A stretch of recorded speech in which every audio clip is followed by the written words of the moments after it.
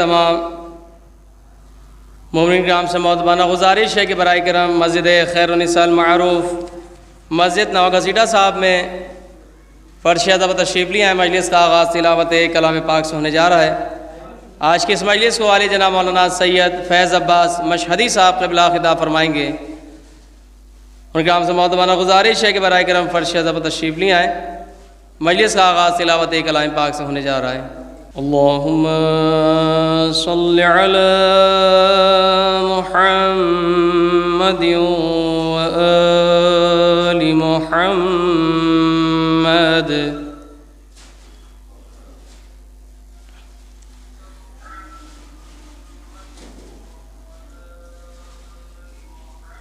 اعوذ باللہ من الشیطان اللعین الرجیم۔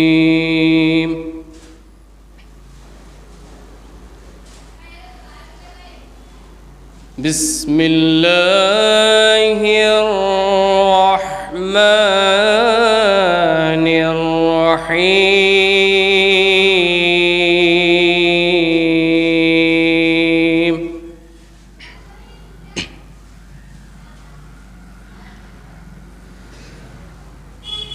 هل أتى على الإنسان حين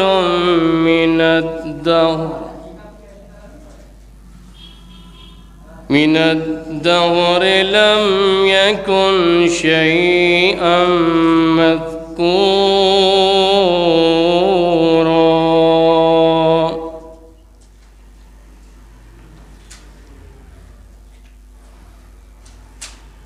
إنا خلقنا الإنسان من نطفة أمشاج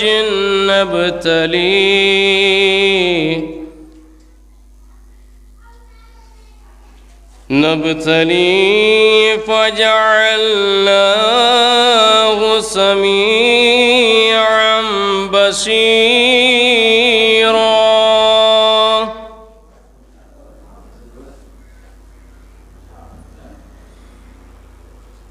إنا هديناه السبيل إما شاكرا وإما كفورا۔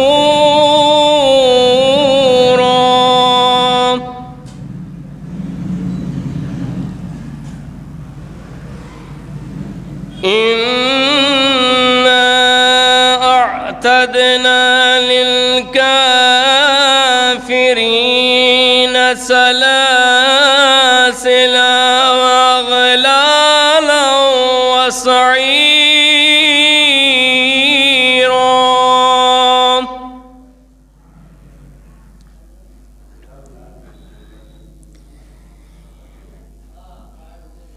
إن الأبرار يشربون من كأس كان مزاجها كافورا۔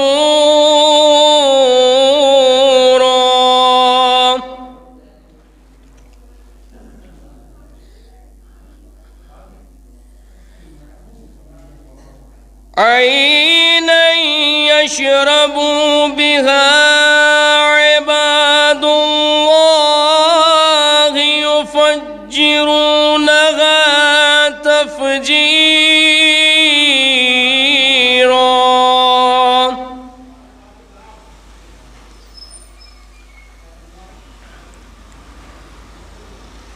يوفون بالنذر ويخافون يوما كان شره مستطيرا۔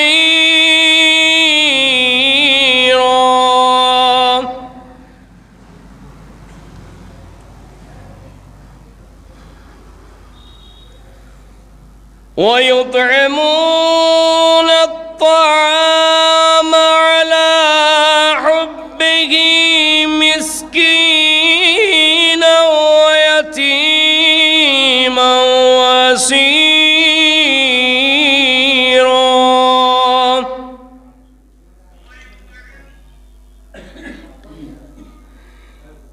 إنما نطعمكم لوجه الله لا نريد منكم جزاء ولا شكورا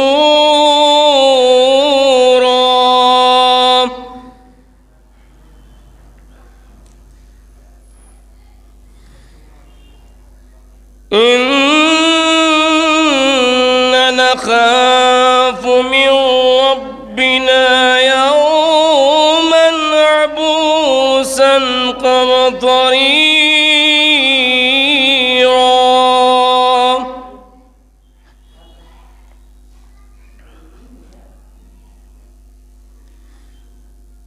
فوقاهم الله شر ذلك اليوم ولقاهم نظرة وسرورا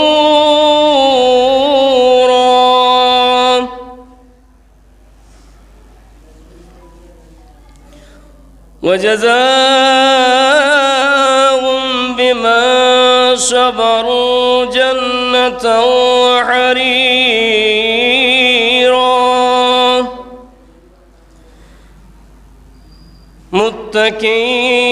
متكئين فيها على الأرائك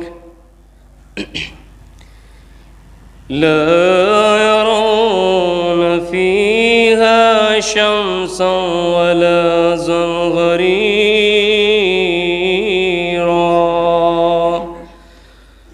صدق الله العلي العظيم وصدق رسوله النبي الكريم اللهم صل على محمد وآل محمد وعجل فرجه.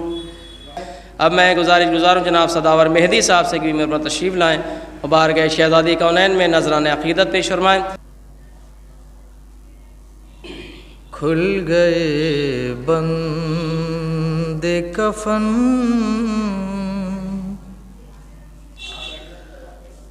ماں تیرے قربان حسین کھل گئے بند کفن ماں تیرے قربان حسین ماں بلاتی ہے تجھے آجا میری جان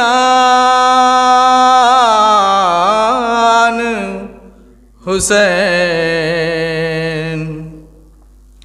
کھل گئے بند کفن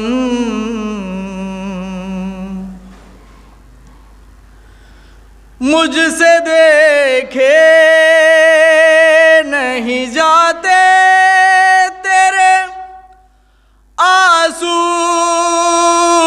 بیٹا مجھ سے دیکھے نہیں جاتے تیرے آنسو بیٹا میں تیرے ساتھ ہوں نانا پریشان حسین کھل گئے بند کفن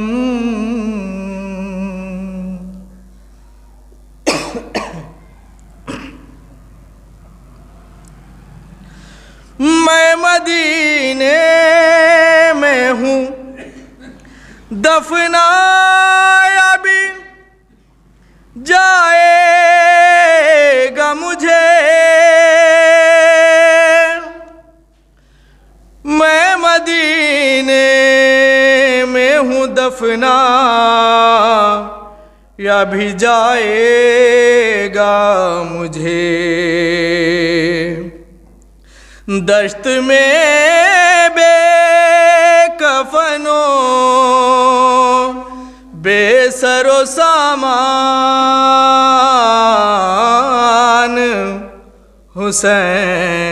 حسین کھل گئے بند کفن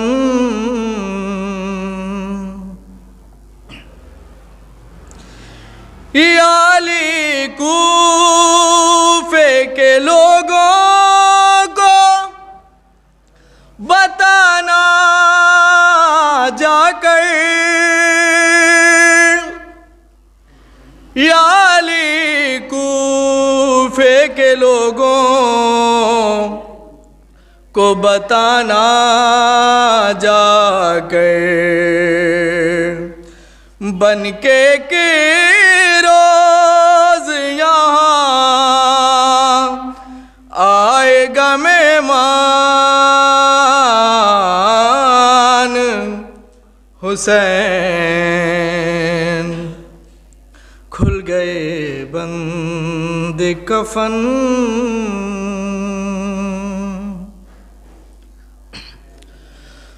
تم سکینہ کو اکیلا نہ سمجھنا بیٹا تم سکینہ کو اکیلا نہ سمجھنا بیٹا ماں تیرے ساتھ چلی جائے گی زندان حسین کھل گئے بند کفن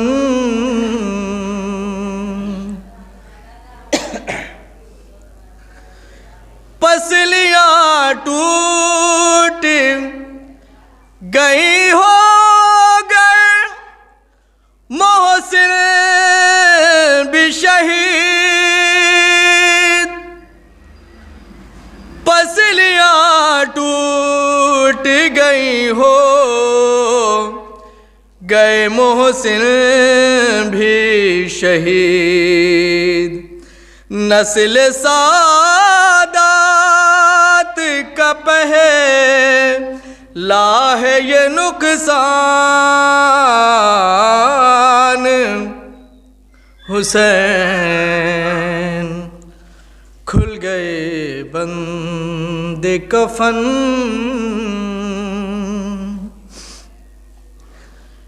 اتنی شدت سے لگایا گیا درہ مجھ کو اتنی شدت سے لگایا گیا درہ مجھ کو میرے زخمی ہے سکینہ کی طرح کان حسین کھل گئے بند کفن ماں تیرے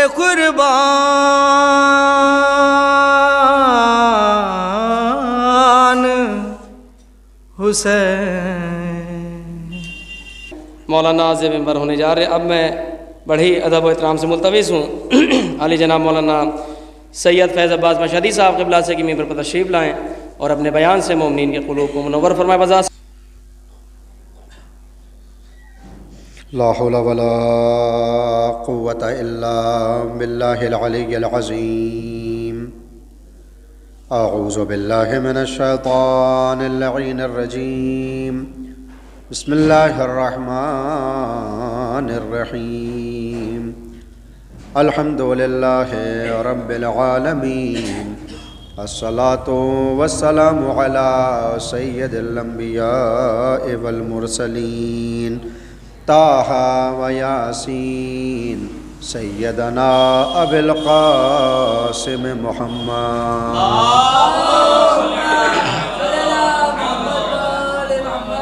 وعلى أهل بيته الطيبين الطاهرين المعصومين المظلومين المنتجبين المنتخبين الذين أذهب الله عنهم الرجس وطهرهم تطهيرا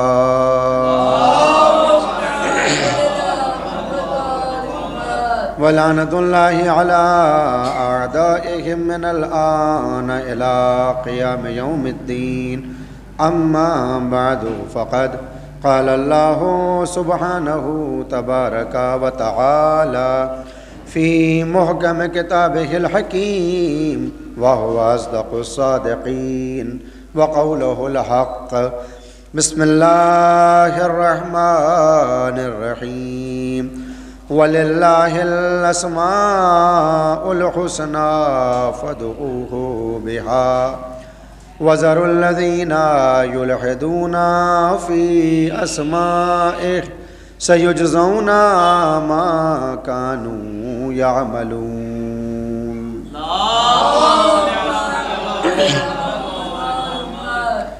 حاضرین گرامی قدر معزز سامعین کرام اور عزاداران بی بی دو عالم حضرت فاطمۃ الزہرا صلوات اللہ علیہا، سلسلہ مجالس میں آج اس سلسلے کی یہ 5ویں مجلس اور میری پہلی، جس کو خطاب کرنے کا شرف حاصل کر رہا ہوں۔ آغاز مجلس میں خداوند عالم سے دعا گو ہوں، پروردگارہ ہماری اس مختصر سی عبادت کو قبول فرما، اور ان مجالس کے صدقے میں، اس عبادت کے صدقے میں ہمیں ویسا شیعہ بننے کی توفیق مرحمت فرما جیسا شیعہ بی بی دو عالم دیکھنا پسند کرتی ہیں۔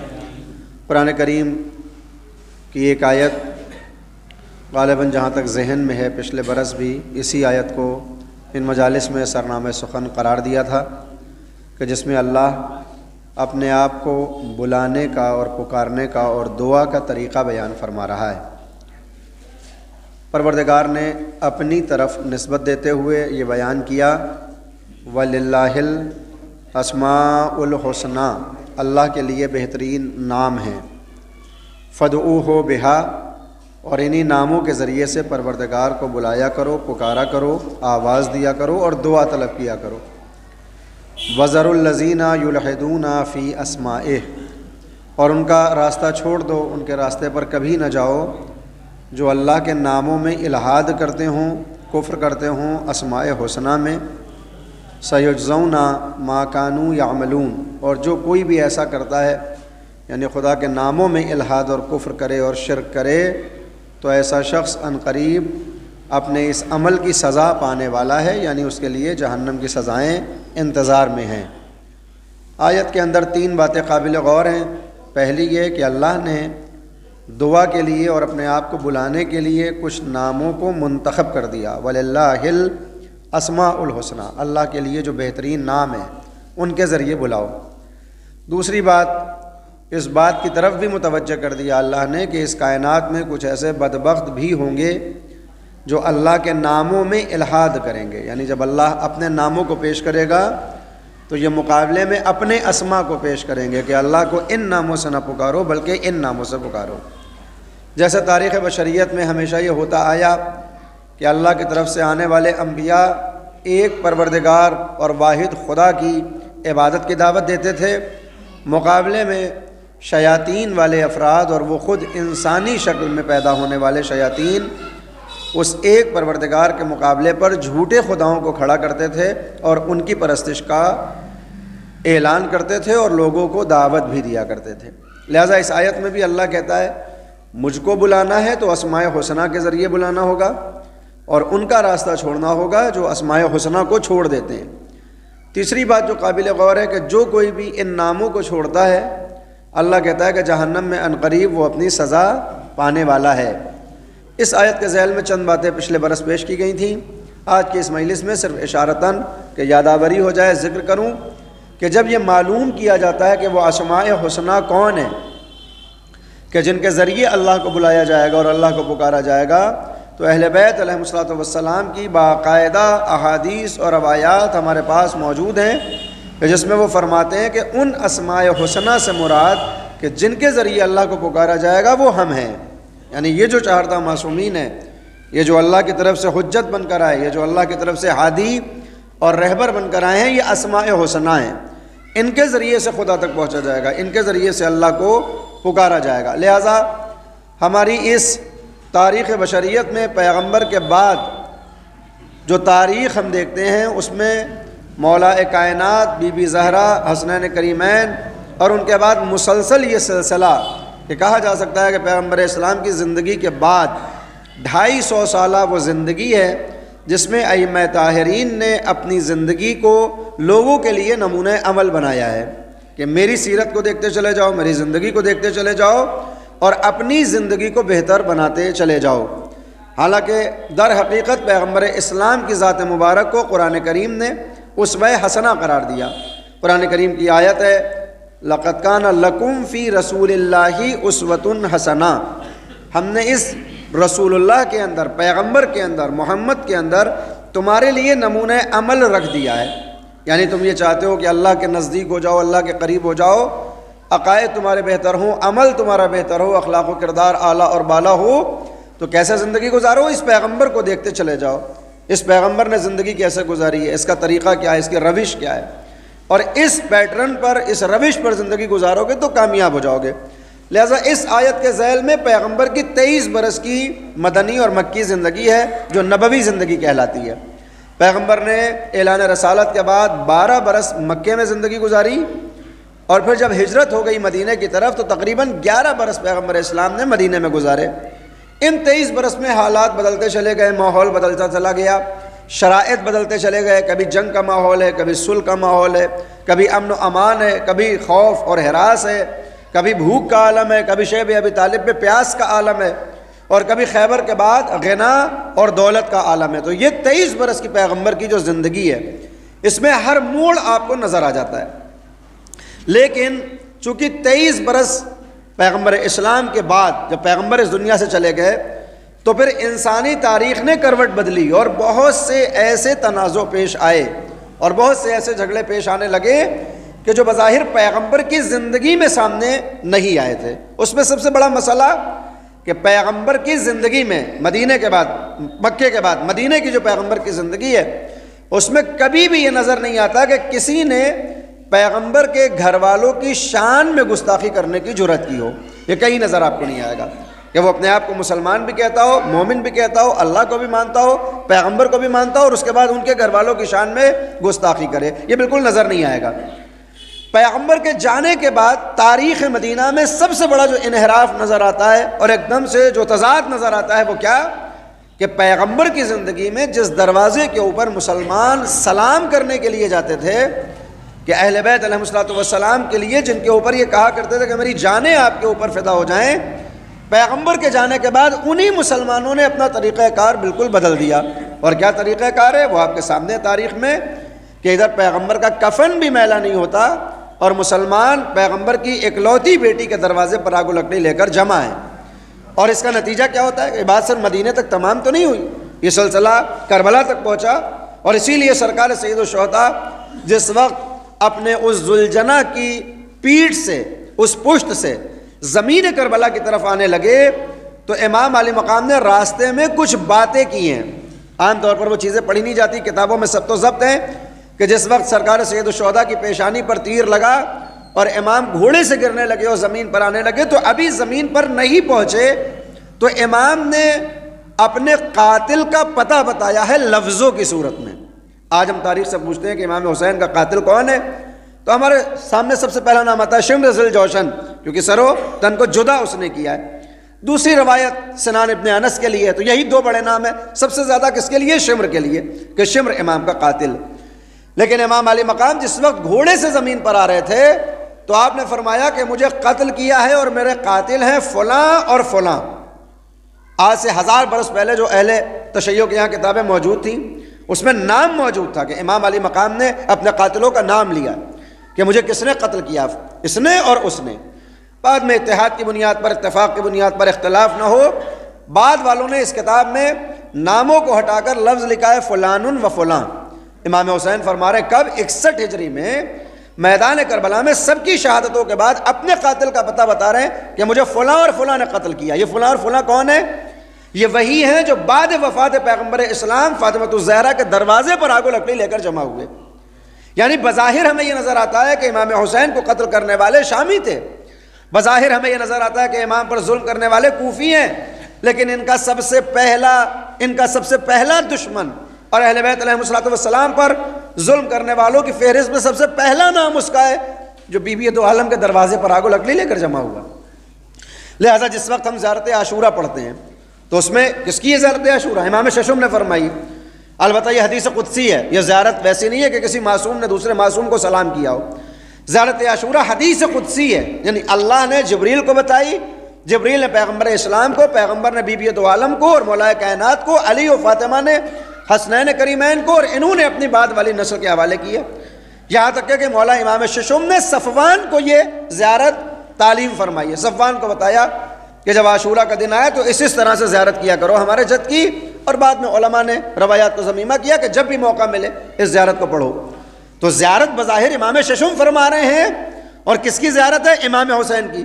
لیکن اسی زیارت کے کلمات کیا ہے کہ جب ہم ظالموں پر لعنت کرنا شروع کرتے ہیں تو صرف امام حسین کے ان قاتلوں پر لعنت نہیں کرتے جو بظاہر کربلا میں امام کو شہید کر رہے ہیں، بلکہ اس کا ذکر ہوتا ہے کہ جس نے سب سے پہلے ظلم کیا آل محمد کے اوپر، ہم پہلے اس کا نام لیتے ہیں. یہ کون ہے جس نے سب سے پہلے ظلم کیا؟ یہ وہی ہے جو فاطمہ الزہرا کے دروازے پر آگ و لکڑی لے کر جمع ہوا پورے ہجوم کے ساتھ. تو عرض کرنے کا مطلب یہ ہے کہ پیغمبر کے بعد تاریخ ایسی بدلی کہ بہت سے منازل اور بہت سے مراحل ایسے نظر آتے ہیں جو پیغمبر کی زندگی میں نہیں تھے. لہٰذا اس 250 سالہ زندگی میں پیغمبر کی رحلت و شہادت 11 ہجری میں، اور امام آخر کا وہ ظہور، وہ آپ کی غیبت، یا جو غیبت صغریٰ کہلاتی ہے، سن 261 ہجری، 11 سے 261 ہجری، 250 سالہ زندگی ائمہ معصومین کی ہے کہ جس میں مولا کائنات سے لے کر امام آخر کے وہ 4 برس یہ ہم کو سکھاتے ہیں کہ ایک مسلمان کی زندگی کیسی ہونا چاہیے، ایک مومن کی زندگی کیسی ہونی چاہیے. لہٰذا اب جب ہم اسلامی عناوین کے اوپر زندگی کو گزارنا چاہتے ہیں تو صرف پیغمبر اسلام کی زندگی کو نہیں دیکھتے، بلکہ پیغمبر کے بعد یہ 250 سالہ زمانہ بھی دیکھا جاتا ہے. کیوں؟ کیونکہ یہ پیغمبر سے جدا نہیں ہے، یہ پیغمبر سے علیحدہ نہیں ہے. پیغمبر نے کتنی مرتبہ ان کے لیے یہ بیان فرمایا. مثال کے طور پر حضرت زہرا کے لیے پیغمبر کا وہ ارشاد معروف کہ جو ہر شیعہ کے ذہن میں موجود ہے، فاطمہ تو بضعۃ منی یا بضعۃ منی، فاطمہ میرا حصہ ہے. یہ کوئی ایک باپ ایک بیٹی کے لیے نہیں کہہ رہا ہے کہ فاطمہ میرا حصہ ہے، یعنی میری بیٹی میرے جگر کا ٹکڑا ہے. عام طور پر لوگ ترجمہ کرتے ہیں. پیغمبر فرما رہے ہیں فاطمہ تو بضعۃ منی، یعنی فاطمہ میرا حصہ ہے. میرے اندر جو صفات ہیں، جو میرے اندر کمالات ہیں، جو میرے مقامات ہیں نگاہ پروردگار میں، جو میرا مقام ہے، جو میری منزلت ہے، اس میں حضرت زہرا برابر کی شریکہ ہیں. فاطمہ تو بضعۃ منی، یعنی میں اگر نبی ہوں تو فاطمہ نبوت کا حصہ ہے، اگر میں رسول ہوں تو رسالت کا حصہ ہے، اگر میں معصوم ہوں تو عصمت کا حصہ ہے. اور کب کہہ رہے ہیں پیغمبر اسلام؟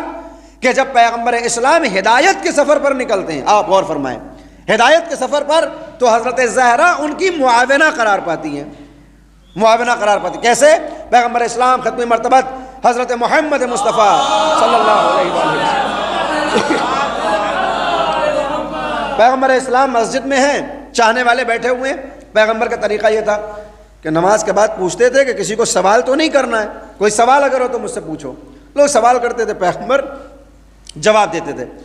بعض اوقات پیغمبر اسلام خود سوال کیا کرتے تھے. لہذا چاہنے والے سامنے بیٹھے ہوئے ہیں اور پیغمبر نے سوال کیا کہ مسلمانوں، میرے صحابیوں، یہ بتاؤ تمہاری نگاہ میں سب سے اعلیٰ اور بالا خاتون کون ہے؟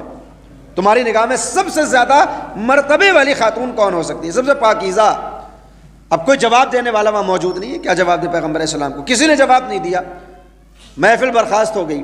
یہاں تک کہ مولا کائنات نے بھی اس سوال کا جواب نہیں دیا. مصلحت کیا تھی وہ خدا جانے اور مولا. مولا کائنات گھر میں آئے تو بیوی دو عالم سے پوچھتے ہیں، زہرا تمہیں معلوم ہے آج ہم روزانہ ہم سوال کرتے تھے، آج پیغمبر نے سوال کیا. کہا کیا سوال کیا؟ کہا پیغمبر نے پوچھا کہ سب سے اللہ کی نگاہ میں سب سے اعلیٰ اور بالا خاتون کون ہے، اس کا مرتبہ جس کا اللہ کے یہاں سب سے زیادہ، اس کی صفت کیا ہے؟ بی بی دو عالم نے فرمایا یا علی، کسی بھی خاتون کی منزلت کو اگر جاننا ہے تو یہ دیکھو، اور اللہ کی نگاہ میں وہی خاتون سب سے اعلیٰ اور بالا ہے کہ جس نے خود کبھی کسی نامحرم کے اوپر نگاہ نہ ڈالی ہو اور کسی نامحرم نے اس کو نہ دیکھا ہو. یہ بیوی دو عالم نے بیان فرمایا, جس نے خود بھی کبھی نامحرم کو نہ دیکھا ہو اور نامحرم نے اس کے اوپر کبھی نگاہ نہ ڈالی ہو. اگلا روز ہوا, پیغمبر اسلام بیٹھے ہوئے ہیں, تو پھر پیغمبر کو سوالات کرتے ہیں. تو پھر پوچھا کہ بھائی تم میں سے کوئی جواب لے کر آیا, کوئی ہے تم میں سے جو میں نے سوال کیا تھا کسی نے جواب نہیں دیا. مولا کائنات فرماتے ہیں کہ نبی خدا میرے پاس جواب ہے. ہاں فرمائیں, کیا جواب ہے آپ کے پاس؟ نبی خدا, اللہ کی نگاہ میں سب سے اعلیٰ اور بالا وہ خاتون ہے جس نے اپنی نگاہ سے نامحرم کو نہ دیکھا ہو اور اس کو کسی نامحرم نے نہ دیکھا ہو. پیغمبر اسلام نے فرمایا جواب بالکل درست ہے, اللہ یہی کہتا ہے کہ میری نگاہ میں وہی اعلیٰ اور بالا ہے. مگر یہ بتاؤ, کل تو تم نے یہ جواب نہیں دیا, آج یہ جواب کیوں دے رہے ہو؟ یہ کس نے بتایا؟ اللہ اکبر. پیغمبر اسلام سے مولا کائنات فرماتے ہیں کہ میں جب آپ کی بزم سے اپنے گھر پہنچا تو میں نے اسی سوال کو آپ کی بیٹی سے پوچھا کہ بی بی دو عالم آپ فرمائیں کہ اللہ کی نگاہ میں سب سے اعلیٰ اور بالا خاتون کون ہے؟ بی بی دو عالم نے یہ جواب دیا ہے, فاطمہ الزہرا نے. اس موقع پر پہلی مرتبہ پیغمبر اسلام نے فرمایا کہ جواب کاملاً درست, اس لیے کہ فاطمہ تو بضعۃ منی, فاطمہ میرا حصہ ہے. یعنی جو جواب میرا ہوگا وہی جواب فاطمہ کا ہے. جو میں سمجھتا ہوں وہی فاطمہ سمجھتی ہے. جو معرفت میرے پاس ہے وہی معرفت فاطمہ کے پاس ہے. جو میرا سوال تھا اس کا صحیح جواب یہی ہے جو فاطمہ الزہرا نے دیا ہے. تو حضرت فاطمہ الزہرا کون ہے؟ پیغمبر اسلام کا حصہ ہیں. تو اب اگر پیغمبر اسلام مسلمانوں کے لیے نمونہ عمل ہیں تو بدرجہ اتم فاطمہ الزہرا بھی لوگوں کے لیے نمونہ عمل ہے. اور صرف لوگوں کے لیے نمونہ عمل نہیں, بلکہ مولا امام رضا علیہ السلام فرماتے ہیں, امام ارشاد فرماتے ہیں کہ ہم معصومین کے لیے, ہم ائمہ کرام کے لیے, ہم اماموں کے لیے اگر کوئی نمونہ عمل قرار پاتی ہے تو ہماری جدہ فاطمہ الزہرا صلوات اللہ علیہا ہے. یعنی ہم لوگوں کے لیے نمونہ عمل اور ہمارے لیے نمونہ عمل بی بی دو عالم ہے.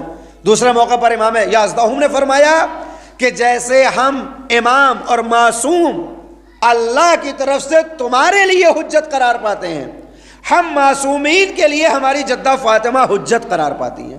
یہ کتنا بڑا درجہ ہے.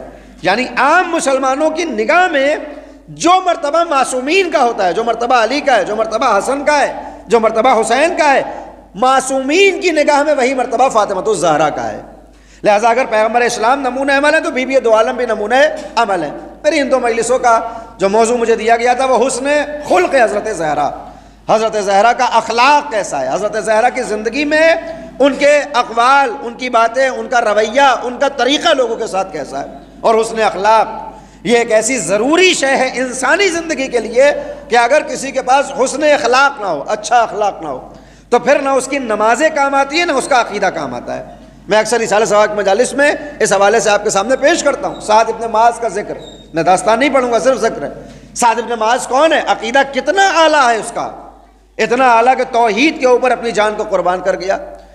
کتنی مرتبہ جنگ کے میدان میں گئے اور وہیں زخمی ہوئے اور گھر میں آ کر شہید ہو گئے. عقیدہ کتنا اعلیٰ کہ اپنی جان کو قربان کر دیا اللہ کے یہاں. عمل کتنا پاکیزہ تھا کہ ماں نے بتایا کہ صاحب جب نمازیں پڑھتا تھا تو رات رات بھر نمازیں پڑھ رہا ہے, روزہ رکھتا ہے تو سال بھر روزہ رکھ رہا ہے. ہم تو 1 ماہ روزہ رکھتے ہیں ماہ رمضان میں یا رجب و شعبان میں. سعد ابن معاذ پورے سال روزہ رکھ رہے ہیں. قرآن پڑھتا ہے تو پوری رات قرآن پڑھتا رہتا ہے. اعمال اتنے اعلیٰ, عقیدہ اتنا اعلیٰ کہ شہید ہو گئے راہ خدا, شہادت اپنی پیش کر دی. لیکن جب دنیا سے گئے تو پیغمبر اسلام نے فرمایا کہ سعد کی قبر میں عذاب ہو رہا ہے. ہزاروں مرتبہ داستان آپ نے سنی. اور جب پوچھا گیا کہ کیوں ایسا ہو رہا ہے تو فرمایا کیونکہ گھر کے اندر اخلاق اچھا نہیں تھا, عقیدہ بہت اچھا تھا, عمل بہت اچھا تھا, لوگوں سے بہت اچھی طرح سے ملتے تھے. گھر کے اندر ماحول یہ تھا کہ جب ساتھ گھر میں واپس آتے تو زوجہ تھر تھر کانپنے لگتی تھی کہ اللہ جانے ساتھ کس بات سے ناراض ہو جائیں گے. بچے اپنے آپ کو گوشے و کنار میں چھپا لیتے تھے کہ کہیں بابا کسی بات پر ناراض نہ ہو جائے. پیغمبر نے فرمایا عقیدہ اپنی جگہ, عمل اپنی جگہ, لوگوں سے اخلاق اپنی جگہ. گھر کی 4 دیواری میں چونکہ اخلاق اچھا نہیں تھا لہذا عذاب آ کے رہا. یہ اور بات ہے کہ پیغمبر کے صحابی ہیں, مومن صحابی ہیں, لہذا وہ عذاب تھوڑی سی دیر کے لیے آیا اور اس کے بعد وہ پیغمبر کے جواری اور حواری ہیں, ہمیشہ کے لیے وہ عذاب نہیں ہے. مگر عذاب آیا چونکہ گھر میں اخلاق بہتر نہیں تھا. تو یہ اہمیت ہے اخلاقی دین اسلام میں. اب اس اخلاق کا مظاہرہ اگر ہم کو دیکھنا ہے, واقعی معنی میں دیکھنا ہے کہ اہل بیت علیہ السلام کا طریقہ کار کیا ہے, تو آپ کو 13 معصومین نظر آئیں گے وہ کہ جو باہر بتائیں گے کہ لوگوں کے ساتھ ان کا رویہ کیسا ہونا چاہیے. پیغمبر اسلام کفار قریش سے ملاقات کریں گے, منافقوں سے ملاقات کریں گے, مشرکوں سے ملاقات کریں گے، اور کبھی کوئی زندگی میں ایسا واقعہ نظر نہیں آتا کہ ان کافر اور مشرکوں کے سامنے بھی آپ نے کبھی بد اخلاقی سے کام لیا ہو، کوئی آپ کو ثبوت نظر نہیں آئے گا۔ یہاں تک کہ پیغمبر اتنے اعلیٰ اور بالا اور اس مقام پر پہنچے ہوئے تھے کہ اپنے آپ کو لوگوں جیسا بنا کر رکھتے تھے، یعنی کوئی ایسا کوئی شوبازی نہیں تھی۔ بالکل میں سامنے کی مثال دوں، اس وقت اتنے مومنین جمع ہیں، مگر اتنے مومنین میں جو شاید ایمان کے کس درجے پر ہوں مجھے خود نہیں معلوم، لیکن میں اس وقت نمایاں ہوں۔ کیوں نمایاں ہوں؟ کیونکہ سر پر ایک امامہ لگا ہوا ہے، ایک عبا ہے اور ایک قبا ہے۔ اسلام نے اس کو باقاعدہ طور پر کئی مقامات پر منع فرمایا ہے کہ لباس شہرت نہیں ہونا چاہیے۔ البتہ اس کا مطلب یہ نہیں کہ امامے اتار کر رکھ دیے جائیں، اس کا قضیہ دوسرا ہے۔ دین کہتا ہے کہ جن لوگوں کے درمیان تم ہو تو کوئی ایسی شے تمہارے اندر نہیں پائی جانی چاہیے کہ لوگ یہ سمجھے کہ تم اور ہو اور وہ اور ہے، یعنی بالکل ایک جیسے نظر آنا چاہیے۔ یہ تواضع ہے، پیغمبر اسلام کے لیے ملتا ہے کہ پیغمبر لوگوں کے درمیان ایسے گھل مل کے رہتے تھے کہ اگر کوئی آتا تھا جس نے ابھی پیغمبر کو کبھی دیکھا نہ ہو، صرف سنا ہو کہ پیغمبر وہاں ملیں گے، تو جب وہ اس مجمع میں آتا تھا تو وہ دیکھ کر پہچان نہیں پاتا تھا کہ ان میں محمد مصطفیٰ کون ہے، ان میں احمد مصطفیٰ کون ہے۔ ہمارے یہاں کیا ہوتا ہے کہ ایک چھوٹے سے محلے کا کوئی سبھاسد ہو جائے، پھر دیکھیے وہ اپنا لاؤ لشکر لے کر چلتا ہے، اس کے کپڑے کا انداز بدل جاتا ہے، اس کے لباس کا انداز، اس کے چلنے اور بولنے کا انداز بدل جاتا ہے، لوگ سمجھ لیتے ہیں کوئی خاص انسان ہوگا، ہے نا۔ پیغمبر اسلام کے جن کی حکومت دنیا و آخرت کے اوپر ہے، جو شفیع المذنبین ہے، اللہ نے جن کو خاتم الانبیاء فخر کائنات بنایا، وہ لوگوں کے درمیان جاتے ہیں تو لوگ محسوس نہیں کر پاتے، پوچھتے ہیں کہ تم میں سے محمد کون ہے، تم میں سے وہ کون ہے کہ جو نبوت کا دعویٰ کرتا ہے۔ تو مسلمان بتایا کرتے تھے فلاں شخص کو دیکھ رہے ہو، فلاں جوان کو دیکھ رہے ہو، وہ محمد مصطفیٰ ہیں، وہ ہمارے نبی ہیں۔ تو باہر لوگوں کے ساتھ اخلاق کیسا ہونا چاہیے یہ پیغمبر اسلام نے بیان کیا۔ مولا کائنات نے کیا بیان کیا؟ یہودیوں کے کھیتوں میں پانی دینا، کتنی داستانیں ہمارے سامنے۔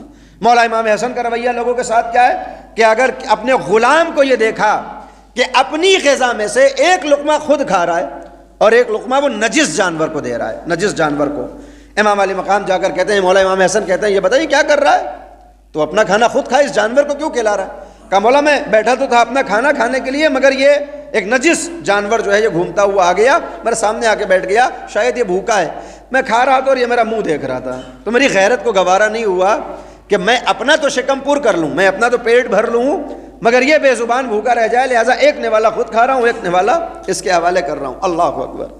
امام کا اخلاق کا طریقہ کیا؟ جب امام نے دیکھا کہ غلام کا طریقہ یہ ہے، غلام کا اخلاق جانوروں کے ساتھ یہ ہے، امام نے ارشاد فرمایا کہ اگر تجھے اس سے حیا آتی ہے کہ تو خود تو کھائے مگر یہ بھوکا نہ رہے، تجھے اس بات سے حیا آتی ہے تو مجھے بھی حیا آتی ہے کہ میرے پاس تو باغات ہوں مگر تو میرا غلام رہے، یہ باغ تیرے حوالے، میں نے تجھے آزاد کر دیا، یہ باغ جس کی تو دیکھ ریکھ کرتا ہے یہ تیرے حوالے، اب آج سے اس کا مالک تو ہے، تو غلام نہیں ہے، تو مالک ہے۔ تو ائمہ معصومین کا جو باہر کردار ہے وہ ہمارے مولا امام حسین، میں صرف وہ داستانیں پڑھ رہا ہوں جو بچپن سے آپ سنتے ہیں تاکہ یادآوری ہو جائے، نئی داستانیں سناؤں گا تو وہ نکل جاتی ہیں۔ امام حسین نے دیکھا کہ ایک کوئی ہے جو وضو کر رہا ہے، غلط وضو کر رہا ہے، امام نے یہ نہیں کہا کہ تم غلط وضو کر رہے ہو، دونوں جاتے ہیں امام حسن اور امام حسین اور کہتے ہیں کہ بزرگ ہم دونوں بھائی وضو کریں گے، آپ اصلاح فرما دیں کہ ہم میں سے وضو صحیح کون کر رہا ہے اور غلط وضو کس کا ہے۔ دونوں نے جب ایک جیسا وضو کیا، امام حسن نے جیسے وضو کیا ویسے امام حسین نے، تو اب یہ بزرگ کیا کہہ رہا ہے؟ بچوں میں متوجہ ہو گیا تمہارا وضو صحیح ہے، میرا ہی وضو غلط تھا۔ یہ پیغمبر اسلام کے ان جانشینوں کا طریقہ ہے لوگوں کے درمیان۔ تو اب ایک ایک داستان سناؤں گا، وقت کافی ہو جائے گا۔ باہر اہل بیت علیہ الصلوۃ والسلام نے یہ بتایا کہ تمہارا انداز کیا ہونا چاہیے، تمہارا اخلاق کیا ہونا چاہیے، لیکن گھر کی چار دیواری میں تمہارا اخلاق کیسا ہوگا یہ فاطمہ الزہرا نے سمجھایا ہے۔ بی بی دو عالم کی زندگی اٹھا کر دیکھیں، اس لیے کہ اخلاق کا آغاز گھر سے ہوتا ہے۔ باہر میرے کوئی لاکھ قصیدے پڑھتا رہے کہ صاحب بڑے اچھے مولانا ہیں، بڑے با اخلاق ہیں، سلام کرتے ہیں، جھک کے ملتے ہیں، اصل میرے اخلاق کا سوال تو میرے گھر والوں سے ہوگا کہ جو باہر کی زندگی ہے وہ گھر میں کیسی ہے۔ تو اگر کوئی باہر با اخلاق ہو لیکن گھر میں اخلاق نہ ہو، خدا نہ خواستہ، تو پھر یہ کام نہیں آتا۔ سعد ابن معاذ ہمارے سامنے ہے۔ بی بی دو عالم کا طریقہ کیا ہے؟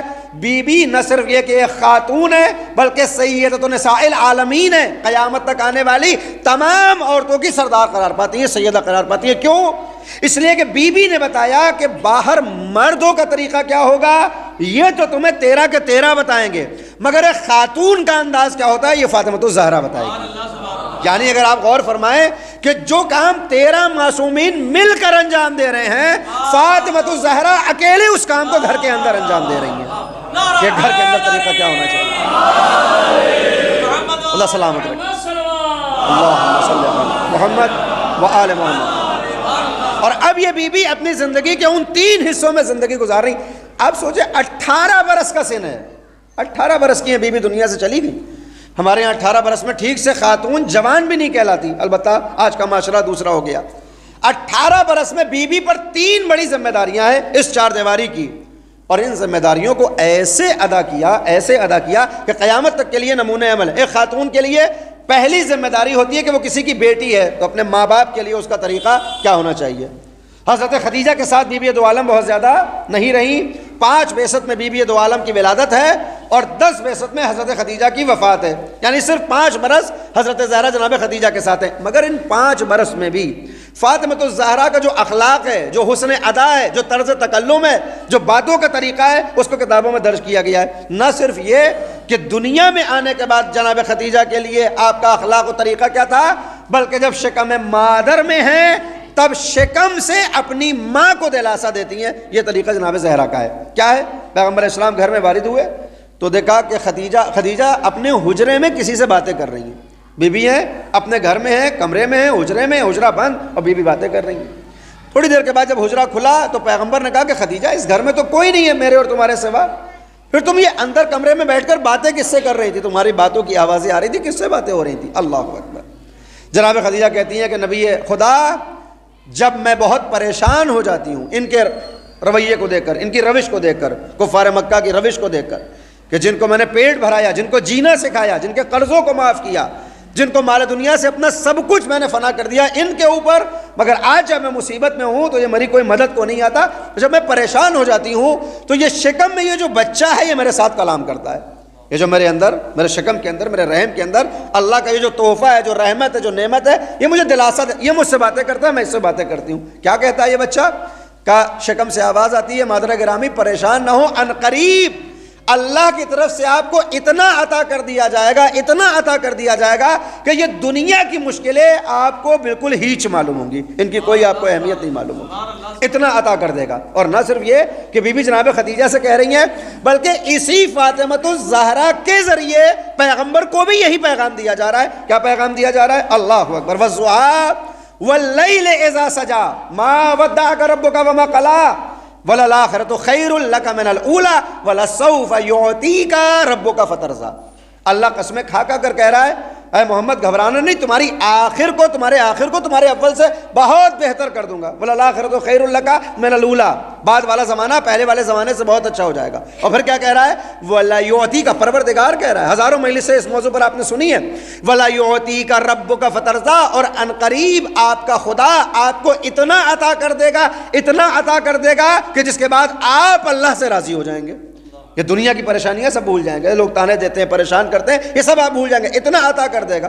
امام ششم سے پوچھا گیا کہ کیا عطا کیا گیا پیغمبر اسلام کو, کہ اللہ کہہ رہا ہے اتنا عطا کر دے گا کہ آپ راضی ہو جائیں گے, تو وہ کیا عطا کیا, کہ تم نے کوثر نہیں پڑھا, انا اعطیناک الکوثر فصلی لربک وانحر. حبیب خدا, یعطیک ربک فترضیٰ, یعطیک تم کو عنقریب عطا کرے گا. کیا عطا کرے گا, انا اعطیناک الکوثر, جب تمہیں کوثر عطا کیا جائے گا. یعنی فاطمہ الزہرا کے ذریعے نہ ایک طرف یہ کہ جناب خدیجہ راضی ہو گئی پروردگار سے, پیغمبر اسلام بھی راضی ہو گئے. یہ ماں کے ساتھ, باپ کے ساتھ طریقہ کیا ہے, میں کتنی داستانیں آپ کے سامنے پیش کروں, صرف ایک جملہ کافی ہے.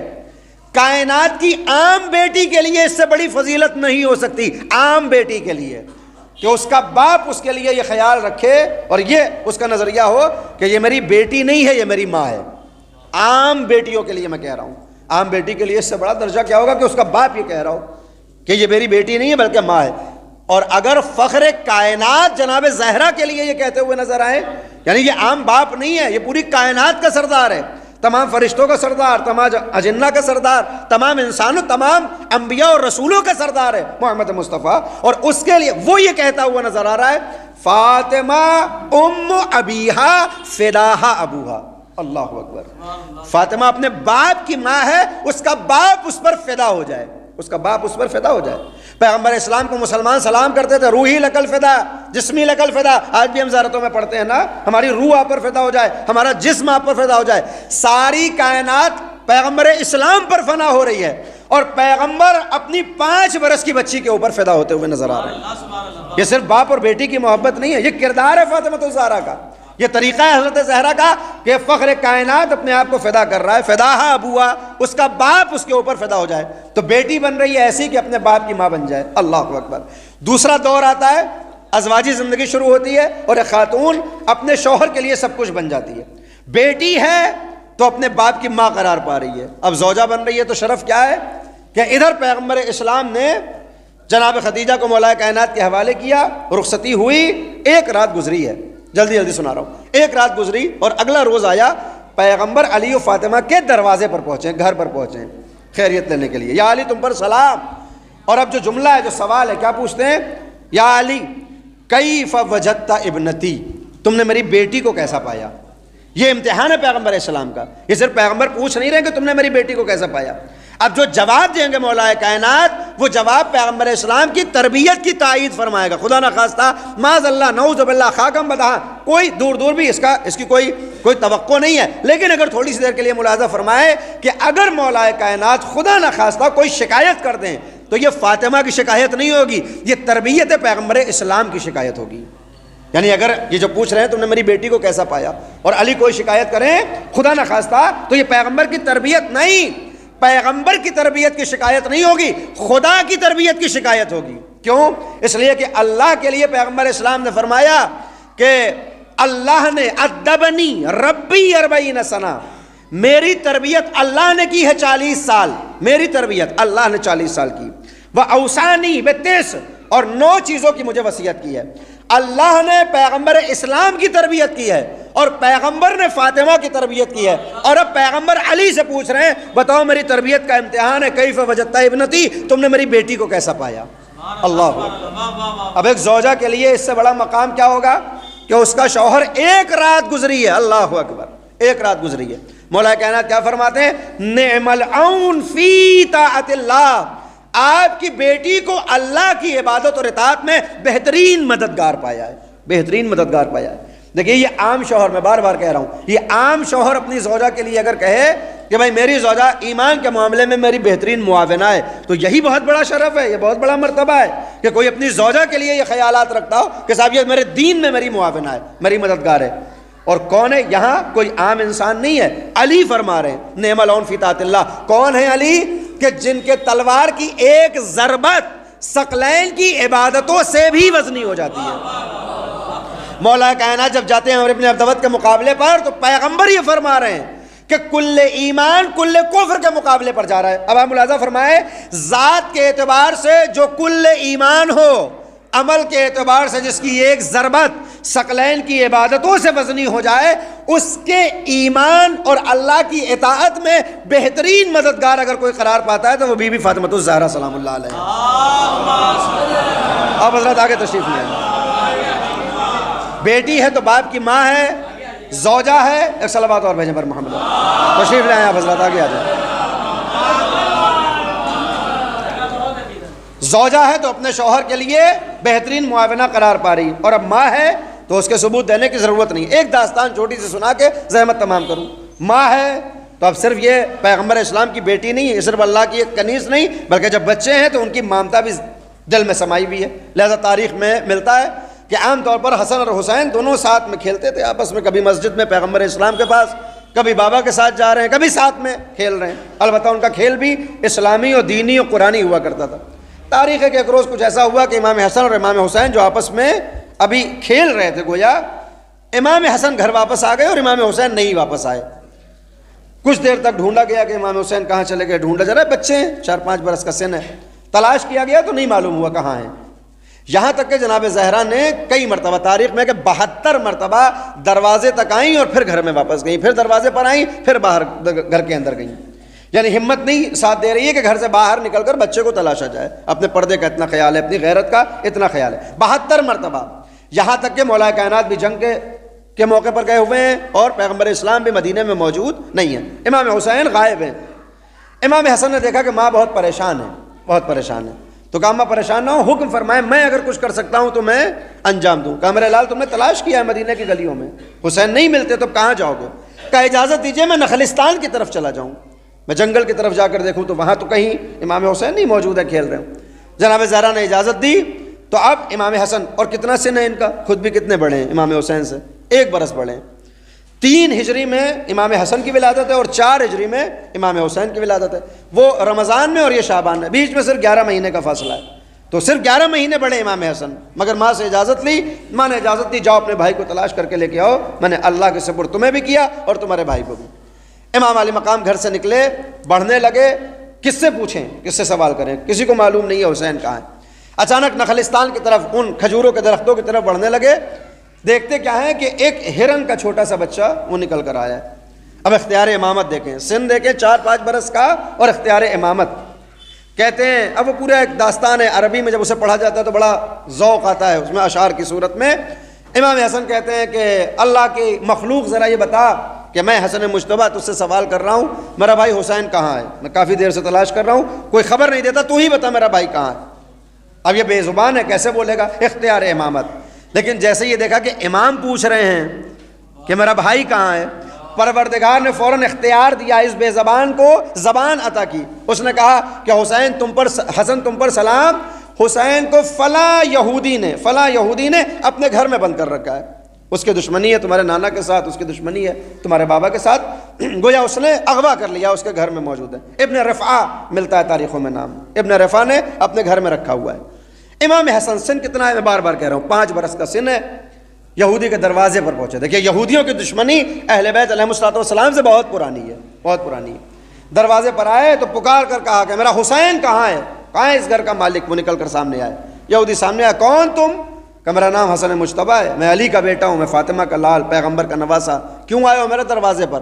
کہ مجھے معلوم ہے کہ میرا چھوٹا بھائی تمہارے گھر میں ہے، تم نے اس کو اغوا کر رکھا ہے۔ کہ تم ہو کون؟ میں تمہیں جانوں نہ تمہارے بھائی کو جانتا ہوں، میں کیا جانوں تم کون ہو؟ اس موقع پر مولا کائنات کے فضائل کا جو قصیدہ پیش کیا ہے امام حسن مجتبیٰ نے بچپن کے عالم میں، وہ پڑھنے والا ہے۔ امام علی مقام نے اپنا تعارف کرایا کہ میں کون ہوں، میرا بابا کون ہے؟ کہ میرے بھائی کو اپنے گھر سے نکالو، میرے حوالے کرو، وگرنہ اگر میرے بابا کو غیظ و غضب آ گیا تو پھر سوچ لو کہ تمہارے ساتھ کیا ہو سکتا ہے۔ کہ ذرا بتاؤ تو کہ تمہارا باپ ہے کون؟ پھر جو قصیدے پڑھیں کہ میرا باپ وہ ہے، میرا باپ وہ ہے، اس کے یہاں یہ صفت ہے، یہ صفت ہے، یہ صفت ہے، جس کی ایک تلوار ثقلین پر بھاری ہو جاتی ہے، جو میدان جنگ میں آتا ہے تو کانہم بنیانم مرصوص بن جاتا ہے۔ کہ اچھا یہ تو تم نے اپنے باپ کے فضائل سنائے، جب تمہارا باپ اتنا اعلیٰ اور بالا ہے تو ذرا ماں کے متعلق بھی بتاؤ وہ کیسی ہیں، ان کا عالم کیا ہے، ان کا مقام کیا ہے۔ یہاں پر امام حسن نے فاطمۃ الزہرا کے فضائل کو بیان کرنا شروع کیا اور قصیدوں کو پڑھنا شروع کیا۔ اس نے جب پیغمبر اسلام کی بیٹی کے فضائل و مناقب کو پڑھا، سنا، مولا کائنات کے فضائل کو سنا، ہاتھوں کو جوڑ کر کہتا ہے کہ شہزادے غلطی ہو گئی، خطا ہو گئی، مجھے نہیں معلوم تھا کہ یہ بچہ علی و فاطمہ کا بیٹا ہے، مجھے نہیں معلوم تھا علی کا مقام یہ ہے، فاطمہ کا مقام کیا ہے۔ شہزادے حسین باہر آئیے، امام حسین کے حوالے کیا، امام حسن کو دونوں گھر میں پہنچے، فاطمۃ الزہرا نے داستان پوچھی، سارا واقعہ بیان کیا گیا، یہاں تک کہ پیغمبر اسلام جب مدینے میں واپس آئے تو بی بی دو عالم نے قصہ سنایا، پیغمبر نے قصہ سنایا، یہودی کو بلوایا گیا، تھر تھر کانپ رہا ہے، ہاتھوں کو جوڑ کر کہ نبی خدا مجھے پہلے سے ہی معلوم ہے کہ اس بچے کا باپ کون ہے، اس بچے کی ماں کون ہے۔ وہ امام حسن نے سب کچھ بتایا، مجھ سے خطا ہوئی ہے، غلطی ہوئی ہے، مجھے معاف فرمائے۔ زار و قطار رو رہا ہے، ہاتھوں کو جوڑ کر پیغمبر نے معاف کیا، بی بی دو عالم نے اس کو معاف کیا۔ اس پوری داستان کو سنانے کا مقصد صرف یہ ہے کہ وہ فاطمۃ الزہرا کہ جس کا معیار یہ ہے، جس کا مقام یہ ہے، جس کا مرتبہ یہ ہے کہ آسمان پر جب سبز قبہ الہی میں بیٹھ کر اللہ اکبر کی تسبیح پڑتی ہے تو عرش الہی ہلنے لگتا ہے۔ یہ فاطمۃ الزہرا وہ ہے کہ جس کے انداز تسبیح سے ملائکہ تسبیح کا طریقہ سیکھتے ہیں۔ پیغمبر اسلام معراج پر گئے، ساری چیزوں کو دیکھا تو عرش الہی پر ایک قبہ نظر آیا، ایک گنبد نظر آیا، سبز گنبد ہے، اور اس کے اندر سے آوازیں آ رہی ہیں، اللہ اکبر سبحان اللہ والحمدللہ۔ پیغمبر نے پوچھا جبریل امین یہ کون ہے، کس کی آوازیں، یہ کون اللہ کی تسبیح پڑھ رہا ہے؟ کہ نبی خدا ذرا دیکھیے تو صحیح کون ہے۔ اب جو خیمے کا پردہ ہٹایا تو ایک نورانی بی بی ہے اس خیمے کے اندر کہ جو کبھی اللہ اکبر کی تسبیح پڑھ رہی ہے، کبھی سبحان اللہ کا ماحذا، یہ کون ہے، یہ کس کا نور نظر آ رہا ہے؟ جبریل امین فرماتے ہیں ھذا نور فاطمۃ فی الارض والمنصورۃ فی السماء، یہ اس کا نور ہے کہ آسمان پر ہے تو منصورہ اور زمین پر ہے تو فاطمہ بن جاتا ہے، یہ اس کا نور ہے۔ تو وہ فاطمۃ الزہرا جو آسمان پر ملائکہ کو انداز تسبیح و تحلیل سکھاتی ہیں، جب اپنے خانوادے کی زندگی میں آتی ہیں تو بچے کے لیے ایسا تڑپ رہی ہیں کہ 72 مرتبہ گھر سے دروازے تک آتی ہیں، پھر گھر میں واپس جاتی ہیں. پھر یہ کیوں ہو رہا ہے؟ بی بی دو عالم یہ بتانا چاہتی ہیں کہ اگر تمہاری زندگی میں اللہ ہے، اگر تمہاری زندگی میں نمازیں ہیں، اگر تمہاری زندگی میں قرآن ہے، اگر تمہاری زندگی میں ایمان ہے، تو اس کا مطلب یہ ہرگز نہیں ہے کہ اپنی اولاد کی تربیت کا خیال ذہن سے نکال دو. اس کا مطلب یہ ہرگز نہیں ہے کہ ہم سرداری چھوڑ دو. آج ہمارے یہاں سب سے بڑی پریشانی کیا ہے کہ یا تو ازواج دین سے دور ہیں، یا اگر ان کے یہاں ذوق دینی پایا جاتا ہے تو اس دینی ذوق کی بنیاد پر وہ اپنی ذاتی ذمہ داریوں کو فراموش کر جاتی ہیں. کبھی ہم سرداری میں خطا ہو جاتی ہے، کبھی تربیت میں خطا ہو جاتی ہے، اور جب کہا جاتا ہے کیوں نہیں ہو رہا ایسا، مجھے وقت ہی نہیں ملتا، میں نمازیں پڑھ رہی ہوں، نماز شب پڑھتی ہوں، مستحبات پڑھتی ہوں، روزے رکھتی ہوں. اللہ اکبر. جناب زہرا نے بتایا کہ ایک خاتون کے لیے یہ دو زندگیاں ہیں، ایک اس کی اپنی ذاتی زندگی یعنی اس کا اللہ سے تعلق، اور دوسری زندگی کہ جس کی ذمہ داریاں اس کے شانوں پر رکھی گئی ہیں. اگر بیٹی ہے تو باپ کے لیے کچھ ضرورتیں ہیں، زوجہ ہے تو شوہر کی ذمہ داریاں ہیں، اولاد ہے تو ماں کی حیثیت تو تمہارے اوپر ذمہ داریاں ہیں. ان ذمہ داریوں سے بچا نہیں جا سکتا نماز کے نام پر، ان ذمہ داریوں سے بچا نہیں جا سکتا عبادت اور اطاعت کے نام پر. وہ اپنی جگہ اور یہ اپنی جگہ. اور اب آخری بات بی بی دو عالم نے فرمایا یہ اتنا اہم ہے، گھرداری کرنا، ہمسرداری کرنا، بچوں کی تربیت کرنا اتنا اہم ہے، اتنا اہم ہے کہ بعض اوقات اس کا ثواب تمہاری رات بھر کی نمازوں سے زیادہ ہو جاتا ہے. بی بی دو عالم نے فرمایا کہ جب شوہر گھر میں داخل ہو اور زوجہ ایک گلاس پانی لا کر اللہ کے لیے، یہ نہ سوچے کہ یہ میرا شوہر ہے، یہ نہ سوچے کہ یہ بد اخلاق ہے، یہ نہ سوچے کہ یہ بڑا غریب ہے، نہیں، اللہ سے معاملہ کرے. پروردگارا اگر تو نے مجھے اس کی زوجہ بنایا ہے تو جو ذمہ داریاں میرے اوپر ہیں، ایک گلاس پانی اگر شوہر کی خدمت میں پیش کر دے، بی بی دو عالم فرماتی ہیں اس کا ثواب اتنا ہے جتنا 500 سال عبادت کرنے کے بعد اللہ کی طرف سے ملتا ہے. یعنی 500 سال کی نمازیں، 500 سال کا روزہ، 500 سال تک حج و زکوٰۃ و خمس و جہاد، مستحبات، مستحبی روزے، مستحب نمازیں، ان میں جتنا ثواب ملنے والا ہے ایک گلاس پانی شوہر کے حوالے کر دیا، اس سے زیادہ ثواب اس میں ہے. اب بہت سے لوگ کہیں گے کہ صاحب یہ ایک طرفہ کیوں ہے، زوجہ ہی کرے گی ہمیشہ خدمت، شوہر نہیں کرے گا. فوراً بی بی دو عالم نے اس کا جواب دیا. اور اسی طرح سے کہ جب ایک مرد گھر میں داخل ہوتا ہے، نہ صرف یہ کہ زوجہ کے لیے، جب مرد گھر میں داخل ہوا تھکا ہے، پریشان ہے، باہر کی بہت سی ذمہ داریاں ہیں، باہر کی بہت سی شکایتیں، مگر جب گھر میں داخل ہوا اگر مسکراتے ہوئے اس گھر میں داخل ہوا اور محبت بھری ایک نگاہ اس نے اپنی زوجہ کے چہرے پر ڈالی تو یہ وہ نگاہ ہے کہ جس کے بعد اللہ کی رحمت کے دروازے کھل جاتے ہیں، اللہ کی رحمت کے دروازے کھل جاتے ہیں. پھر بی بی دو عالم نے فرمایا یہ زن و شوہر کا معاملہ، اور یہی خاتون جب بچوں کی تربیت کر رہی ہے، جب شوہر کے لیے کھانا بنا رہی ہے مثال کے طور پر، تو یہ اس کا صرف اس آشپز خانے میں جانا، اس کچن میں چلے جانا جہاں پر کھانا بنایا جا رہا ہے، اس نیت سے کہ پروردگارہ جو ذمہ داریاں تو نے میرے شانوں پر ڈالی ہیں مجھے ان کو ادا کرنا ہے، اس نیت سے جیسے ہی اس کچن میں داخل ہوتی ہے، باورچی خانے میں داخل ہوتی ہے، آشپز خانے میں داخل ہوتی ہے، اللہ اس خاتون کے 100 مرتبے بلند کر دیا کرتا ہے. یعنی جس مقام پر وہ ہے اس سے 100 مرتبے بلند ہو جاتے ہیں. لہٰذا بی بی دو عالم نے فرمایا کہ عبادت اور اطاعت صرف یہ نہیں ہے کہ نمازیں پڑھی جائیں اور روزہ رکھا جائے اور تسبیح پڑھی جائے، بلکہ جو ذمہ داریاں تمہارے حوالے کی گئی ہیں ان ذمہ داریوں کو ٹھیک سے نبھاؤ، یہ عبادت ہے. اور بی بی دو عالم جب بیٹی ہیں تو وہ اپنی ذمہ داری ادا کر رہی ہیں، زوجہ ہیں تب اپنی ذمہ داری ادا کر رہی ہیں، ماں ہیں تب اپنی ذمہ داریاں ادا کر رہی ہیں. اور ان ذمہ داریوں میں جب ایک ذمہ داری ایسی بیوی پر آتی ہے کہ آپ کو ایک طرف رسالت کا تحفظ کرنا ہے اور دوسری طرف امامت کا تحفظ کرنا ہے، تو اب اس ذمہ داری کو محسوس کرتے ہوئے اپنے آپ کو امامت کے اوپر فدا کرتی ہوئی نظر آ رہی ہیں. بی بی دو عالم پیغمبر اسلام کے جانے کے بعد کتنے دن دنیا میں ہیں؟ 75 دن یا 95 دن، یہی دو روایتیں ہیں نا. البتہ 45 دن کی بھی روایت ہے، 40 دن کی بھی روایت ہے، مگر سب سے جو مخصوص اور سب سے مشہور جو روایتیں ہیں وہ یہی دو. یا بی بی دو 75 دن زندہ رہیں یا 95 دن. ان کا اختلاف کیوں ہے مسلسل پیش کر رہا ہوں، کسی دن میں انشاءاللہ بیان کروں گا. تو 75 اور 95 دن میں حضرت زہرا کی ذمہ داری کیا ہے؟ پیغمبر اسلام جب تک ہیں وہ نبی ہیں، ان کی اپنی ذمہ داری ہے، مولا کائنات اپنے دور میں، مگر جب تک زہرا ہیں تو ان کی ذمہ داری سب سے بڑی کیا ہے کہ ان کو حلقہ وصل رسالت و امامت قرار پانا ہے. یعنی بی بی دو عالم وہ ذریعہ ہوں گے کہ جن کے ذریعے سے رسالت کے بعد ہدایت کا جو راستہ امامت کی صورت میں آئے گا وہ لوگوں کے سامنے پیش کیا جائے گا. بی بی دو عالم نے جب اس ذمہ داری کو محسوس کیا کہ پیغمبر دنیا سے جا چکے ہیں، رسول دنیا سے جا چکے ہیں، اور اب یہ نام نہاد مسلمان امامت کو قتل کرنے کے لیے آئے ہیں، تو اپنے آپ کو امامت کے اوپر قربان کر دیا.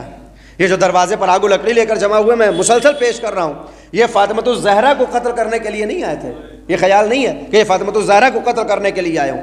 یہ منصوبہ تھا کہ دروازے پر جائیں گے علی کو قتل کریں گے, علی کو قتل کرنے کے لیے آئے تھے. کیوں؟ اس لیے کہ اگر علی باقی رہیں گے تو دین کا جو صحیح جو ورژن ہے وہ لوگوں کے سامنے پیش کر دیا جائے گا. نبوت ختم ہو گئی ہے, رسالت ختم ہو گئی ہے, لیکن امامت کی صورت میں دین چونکہ محفوظ ہونے والا ہے, لہذا دشمن کا پہلا حربہ یہ ہے اور پہلی کوشش یہ ہے امامت کو راستے سے ہٹا دیا جائے. امامت ختم ہو گئی تو دین یوں ہی ختم ہو جائے گا. اور یہ حربہ شیطان کا تھا جو غدیر میں نظر آیا تھا. آخری باتیں کر رہا ہوں. غدیر میں جب مولا کائنات نے دیکھا سب مبارکباد دے رہے ہیں, ایک ہے جو آنسو بہا رہا ہے, رو رہا ہے, آوازیں آ رہی ہیں کہ نبی خدا سب خوش ہیں, یہ کون رو رہا ہے؟ کہا شیطان رو رہا ہے. کیوں رو رہا ہے؟ کہا اس لیے کہ یہ ابھی تک خوش فہمی کا شکار تھا کہ مصطفیٰ چلے جائیں گے تو دین برباد کر دوں گا. کب تک رہیں گے محمد؟ جب اس دنیا سے جائیں گے دین برباد کر دوں گا, اسلام برباد کر دوں گا.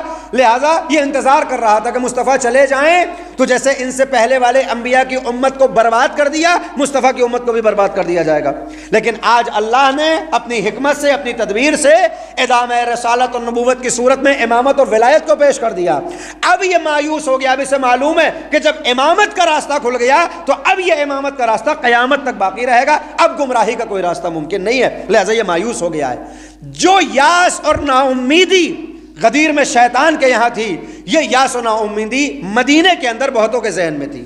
وہ سوچتے تھے کہ یہ دین جس سے فائدہ مل رہا ہے تب تک ہم مسلمان ہیں. یہ منافقت کیوں ہوئی ہے؟ یہ لوگوں نے پیغمبر اسلام کے ہاتھوں پر جو بیعت کی اور اس کے بعد پیغمبر کے بیٹی کے دروازے پر آگ و لکڑی لے کر جمع ہوئے, کس وجہ سے؟ جب تاریخ کو آپ کھنگالیں گے تو معلوم یہ ہوگا کہ مولا امام ششم نے فرمایا کہ ایک آنکھ کی پلک جھپکنے کے برابر, چشم زدن ہم پلک جھپکاتے ہیں نا, امام نے فرمایا کہ ایک پلک جھپکانے میں جتنا وقت لگتا ہے اتنی مدت کے لیے بھی فلاں اور فلاں کبھی پیغمبر اسلام کے اوپر ایمان نہیں لائے. اتنی دیر کے لیے بھی ایمان نہیں لائے. کہا پوری زندگی تو پیغمبر کے پاس تھے. کہا نہیں, وہ اپنی سیاست کی بنیاد پر تھے, وہ اپنے مقاصد کی بنیاد پر تھے کہ اسلام سے ویسے فائدہ اٹھائیں گے کیونکہ یہ حکومت بننے والی ہے. اور جب امامت کی صورت میں غدیر میں مولا کائنات کو پیش کیا گیا تو ان کو اپنے منصوبے منہدم ہوتے ہوئے نظر آئے. لہذا پیغمبر نے ادھر آنکھوں کو بند کیا. پہلا منصوبہ یہ بنایا گیا کہ علی کو راستے سے ہٹا دیا جائے, علی کو قتل کر دیں گے, دین ہمارے پاس ہوگا, اسلام ہمارے پاس ہوگا, ہم دین کی جیسے چاہیں گے تعبیر کریں گے. اور کیا گیا. 40 بدعتیں پیغمبر اسلام کے بعد اس مدینے کے اندر دیکھی گئی ہیں. انشاءاللہ کبھی موقع ہوا تو پیش کروں گا. یہ علی کو قتل کرنے آئے ہیں. لہٰذا جب حضرت زہرا نے دیکھا کہ غدیر میں اللہ کی جو کوشش ہے اور جو کاوش ہے, جو تدبیر ہے, مسلمان اس کو ختم کرنا چاہتے ہیں, لہذا اپنے آپ کو فدا کرنے کے لیے آ گئے. یا علی امامت باقی رہے گی, زہرا باقی رہے یا نہ باقی رہے. وگرنہ یہ سوال پیدا ہوتا ہے اور جوان اکثر سوال کرتے ہیں کہ کوئی غیرت دار شوہر کیسے گوارا کر لے گا کہ اس کی زوجہ کو قتل کر دیا جائے, اس کی زوجہ کے پہلو پر دروازہ گرا دیا جائے, اس کے بچے کو شہید کر دیا جائے اور وہ خاموش بیٹھا رہے. ایسے حالات پہ تو شوہر کو دروازے پر آنا چاہیے. فاطمہ دروازے پر کیوں آئی, علی کیوں نہیں آئی؟ یہ سوال ہوتا ہے. جواب یہ ہے کہ یہ مسئولیت کا زمانہ ہے, یہ ذمہ داری کا وقت ہے فاطمہ الزہرا کا. مولا کائنات آنا چاہتے ہیں مگر جناب زہرا کو یہ سیاست معلوم ہے کہ علی دروازے پر آئے تو قتل کر دیے جائیں گے. علی قتل نہیں ہوں گے, نظام امامت کو ختم کر دیا جائے گا, نظام ولایت کو ختم کر دیا جائے گا. یا علی میں حلقہ وصل رسالت و امامت ہوں, میں رسالت کو امامت سے جوڑنے والی ہوں, میں دروازے پر جاؤں گی اور اپنی مظلومیت کے ذریعے قیامت تک مسلمانوں کے ضمیر کو جھنجھوڑوں گی کہ وہ سوال کریں کہ آخر کیا وجہ تھی کہ پیغمبر کی اکلوتی بیٹی کو, جن کو پرسہ دینا چاہیے تھا آ کر کہ آپ کے بابا کا انتقال ہوا, ہم پرسہ دینے آئے ہیں, اس دروازے پر مسلمان آگ و لکڑی لے کر جمع ہو رہے ہیں. یہ کون سے مسلمان ہیں؟ بی بی دو عالم اپنی قربانی پیش کریں گی, بی بی شہید ہو جائیں گی. تاریخ میں ہے جب ہجوم آیا تو فاطمہ الزہرا نے حکم دیا گویا علی کو کہ آپ یہیں رہیں, میں آج کلام کرنے والی ہوں, مصطفیٰ کی بیٹی ان سے کلام کرے گی. اے مسلمانوں کیا چاہتے ہو, ابو الحسن کو باہر نکالو. نہ نکالا تو کیا ہوگا؟ اگر ابو الحسن باہر نہ آئے تو اس گھر کو آگ لگا دی جائے گی, اس گھر کو آگ لگا دی جائے گی. مسلسل مجالس ہو رہی ہیں, آپ مصائب سن رہے ہوں گے, انشاءاللہ سنتے رہیں گے. اس گھر کو آگ لگا دی جائے گی. بی بی تو عالم نے سوچا کہ شاید ان میں کوئی مومن ہوگا, کسی کو غیب پر ایمان ہوگا, لہذا کہا اس گھر کو آگ لگانے آئے ہو جہاں فرشتے بھی آتے ہیں تو اجازت طلب کرتے ہیں, جب میں اجازت دیتی ہوں تو گھر میں وارد ہوتے ہیں, اس گھر کو آگ لگاؤ گے؟ جواب آیا اگر ابو الحسن گھر سے باہر نہ آئے تو آگ لگائی جائے گی. اللہ اکبر. بی بی نے دیکھا آنے والوں میں کوئی ایمان والا نہیں ہے, کسی کے پاس ایمان بالغیب نہیں ہے, مسلمان تو ہوں گے, لہذا پوچھتی ہیں کیا اس گھر کو آگ لگاؤ گے کہ جس گھر میں آئے تطہیر کے نازل ہونے کے بعد مسلسل 6 مہینے پیغمبر اسلام نماز مغرب کے بعد سلام کرتے تھے, السلام علیکہ یا اہل بیت النبوہ و معدن الرسالہ, اے اہل بیت النبوت تم پر سلام. کیا اس دروازے کو آگ لگاؤ گے جہاں پیغمبر سلام کرتے تھے؟ جواب آیا ابوالحسن باہر نہ آئے، آگ لگائی جائے گی۔ بی بی نے دیکھا کوئی آنے والا مومن نہیں ہے، کوئی مسلمان نہیں، سوچا انسان تو ہوں گے، ان کے گھر میں چھوٹے چھوٹے بچے تو ہوں گے۔ بی بی نے کہا اچھا کیا اس گھر کو آگ لگاؤ گے جس گھر میں میرے چھوٹے چھوٹے بچے سو رہے ہیں؟ کتنے چھوٹے بچے ہیں؟ حسن 8 برس کے ہیں، حسین 7 برس کے، زینب 6 برس کی، ام کلثوم 5 برس کی۔ سوچے جس گھر میں چھوٹے چھوٹے بچے ہوں، گھر پہ پورا شہر حملہ کر دے، بچوں کا عالم کیا ہوگا؟ لہٰذا دل یہ کہتا ہے بچے گھبراتے ہوں گے، مگر جب ظالموں نے بی بی دو عالم پر دروازہ گرایا تو تاریخ صرف یہ نہیں بتاتی کہ دروازہ گرا، بلکہ دروازے میں جو میخ اور کیل ہے وہ بی بی دو عالم کے پہلو میں پیوست ہو گئی۔ مصائب تمام نہیں ہوئے، بی بی زمین پر گری، دروازہ بی بی کے اوپر گرتا ہے۔ یہ جو ہجوم آتا ہے دروازے کو رونتا ہوا علی تک پہنچا، دروازہ نہیں روندا، فاطمۃ الزہرا پامال، اجرکم اللہ، فاطمۃ الزہرا پامال ہوئی۔ ہاں امام حسن کے جنازے پر تیر چلیں گے، حسین کے جنازے پر گھوڑے دوڑائے جائیں گے، مگر ہاں کم از کم جب حسن کا جنازہ ہوگا تو روح کے دور ہونے کے بعد تیر چلیں گے نا۔ جب حسین کا جنازہ کچلا جائے گا تو شہادت کے بعد ہوگا نا۔